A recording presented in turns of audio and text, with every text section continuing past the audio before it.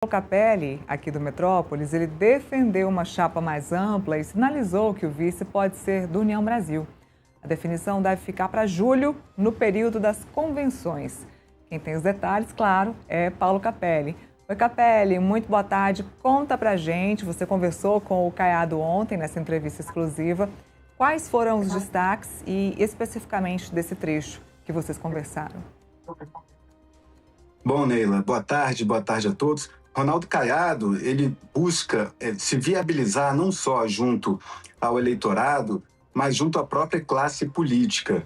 A gente lembra que numa eleição tão polarizada entre Lula e Flávio Bolsonaro, de acordo com as últimas pesquisas de intenção de voto, acaba que os demais candidatos ficam ali sem muito espaço para barganhar alianças políticas partidárias, né? Então, o sonho de Ronaldo Caiado é que ele tenha um vice do União Brasil, que é um partido bastante forte, consistente em termos de visibilidade, de números parlamentares no Congresso Nacional, de verba para campanha, né? A gente está falando de dinheiro, ou seja, Caiado está afiliado ao PSD, um partido de centro, né, de Gilberto Kassab, que tem tanto figuras de esquerda, de direita, de centro, é uma salada, né?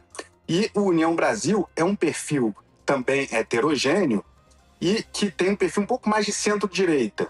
Ali tem alguns simpatizantes do presidente Lula, mas tem um perfil um pouquinho mais à direita do que o PSD. E por que o Caiado quer o União Brasil? Não só porque é um partido grande, mas porque ele saiu do União Brasil para ir para o PSD. Ele foi filiado à União Brasil desde a inauguração do União Brasil e deixou a sigla justamente porque a União Brasil não queria lançar um candidato à presidência da República. Então, Caiado, sem espaço para se lançar candidato a presidente pelo União Brasil, foi para o PSD. Só que ele diz que deixou o União Brasil mantendo uma ótima relação com os dirigentes do União Brasil. O presidente da sigla, Antônio Rueda, o vice-presidente ACM Neto. Então, ele quer aproveitar essa boa relação que ele de fato tem com dirigentes do União Brasil para atrair para a chapa dele, para o União Brasil indicar um vice na chapa de Ronaldo Caiado e integrar a coligação de forma oficial. O que pesa contra essa pretensão de Caiado? O fato de ele não ter emplacado ainda nas pesquisas de intenção de voto. Então, o União Brasil só deve discutir seriamente uma possibilidade de indicar o vice de Caiado caso ele assuma pelo menos uma posição aí nas disputas de intenção de voto contra Lula e Flávio Bolsonaro, né? A gente lembra ali o Renan Santos está ocupando atualmente essa terceira colocação, mas esse é o principal empecilho. As discussões começaram a ser feitas em maio e a previsão é que o União Brasil só bata o martelo em julho. Olha, falando agora sobre o Supremo Tribunal Federal, que aliás está dominando o contexto hoje, o ministro do Supremo, Nunes Marques, foi sorteado para relatar uma ação de senadores... É só fazer uma... Sim, do Caiado? Só uma observação, aqui se foi só esse trecho, exatamente, esse foi só o trecho referente à questão do vice, mas tem outro ponto também que eu queria destacar aqui, Por favor. Que foi quando eu perguntei a Ronaldo Caiado sobre o que diferencia a candidatura dele da de Flávio Bolsonaro. Ambos se colocam ali no campo conservador, né? E aí ele falou o seguinte, que ele, Caiado, tem mais de 40 anos de vida pública, né, de experiência na política, e que nesse período ele nunca resvalou em um caso de corrupção, em denúncias de malversação de recursos públicos. Ou seja, eu interpretei esse recado não só como uma fala de Caiado, de que é mais experiente que Flávio Bolsonaro, mas fazendo uma alusão indireta ali ao imbróglio judicial que chegou a envolver Flávio Bolsonaro naquela investigação das rachadinhas na Assembleia Legislativa do Rio de Janeiro. Ou seja, Caiado citou a experiência dele na política e o fato de nunca ter tido o nome dele vinculado a esquemas de corrupção, né, de mau uso de recursos públicos. Então, eu acho que é um ponto interessante da entrevista, porque a gente vai ver até que ponto Caiado vai escalar no tom contra Flávio Bolsonaro para tentar se viabilizar como candidato mais forte à presidência da República. Porque tem uma preocupação no entorno de Caiado que é o seguinte, ele não pode ser ali uma espécie de assistente de Flávio Bolsonaro na campanha, nos debates eleitorais, né, uma espécie de padre Kelmon, digamos assim, para ele se viabilizar, ele Caiado, mas também não pode bater tão forte em Flávio Bolsonaro a ponto de, se crescer nas pesquisas e se eventualmente for para o segundo turno, inviabilizar uma aliança com Flávio em um eventual segundo turno contra o presidente Lula. Então ele fica um pouco nesse dilema. Nessa entrevista de ontem, ele deu esse tom de que é mais experiente e de que nunca teve o nome envolvido em escândalos de corrupção. E Caiado tem também que convencer primeiro o próprio partido, o PSD, a abraçar a candidatura dele. Por quê? Porque Eduardo Leite, que era outro presidenciável da sigla, que pretendia, né, concorrer ao Planalto, e foi preterido por Kassab em detrimento de Caiado, Eduardo Leite se disse decepcionado com a escolha do partido por Caiado. Ou seja, foi uma reação bastante ruim de Eduardo Leite, que é um dos principais nomes do PSD, à candidatura de Caiado. Então, Caiado, nessa entrevista que me concedeu ontem, disse que iria procurar Eduardo Leite, né, que, né, governou o Rio Grande do Sul por 7 anos. Ele disse que ele, Caiado, tinha uma relação próxima com Eduardo Leite, ele como governador de Goiás, Caiado como Eduardo Leite como governador do Rio Grande do Sul, e que vai procurar restabelecer essa boa relação com Eduardo Leite para que Leite faça uma campanha mais engajada aí por Ronaldo Caiado. Bom, você falou sobre a questão aí do vice do União Brasil e a questão também de Ronaldo Caiado melhorar nas pesquisas eleitorais.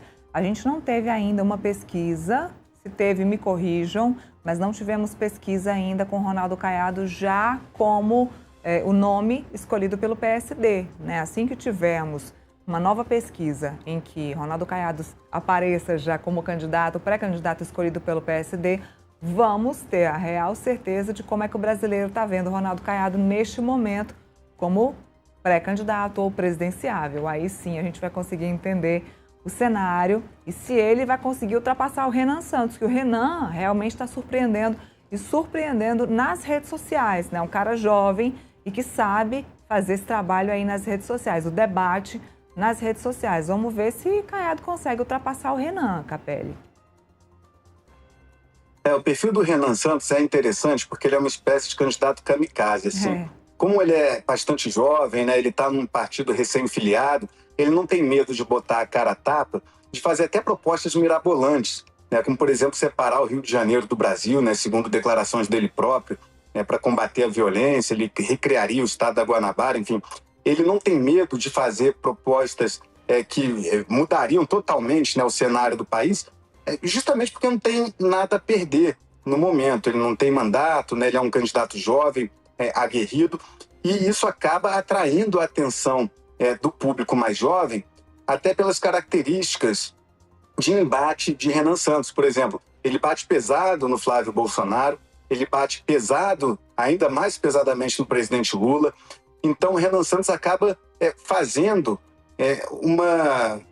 sendo uma novidade, uma espécie de novidade no cenário político, porque o discurso mais assim, sóbrio, digamos assim, de Ronaldo Caiado, de outros candidatos, por exemplo, também o Aldo Rebelo, você pega aí os candidatos que estão nessa chamada terceira via, são discursos mais moderados, assim, né? Porque as pessoas já têm relações institucionais com outras figuras da República.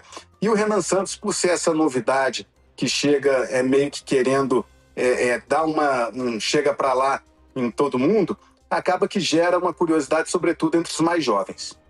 Bom, agora sim, falando sobre o Supremo Tribunal Federal, o ministro Nunes Marques foi o sorteado aí para ser o relator nessa ação dos senadores, no caso do Grupo Master.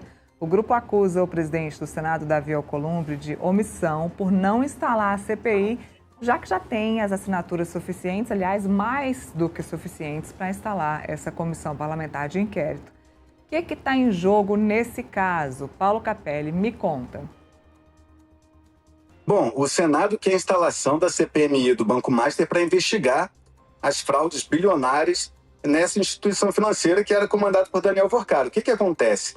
Eles conseguiram assinatura em novembro e desde então Davi Alcolumbre, presidente do Senado, senta em cima desse pedido e não instala a CPI do Banco Master, como também não dá uma previsão para esses parlamentares de quando a CPI será instalada. Ela tem que ser instalada, porque é um direito das minorias, isso está previsto em lei. quando há as assinaturas suficientes, cabe tanto ao presidente do Senado quanto ao presidente da Câmara dos Deputados instalar a CPMI, a CPI, para que haja uma investigação.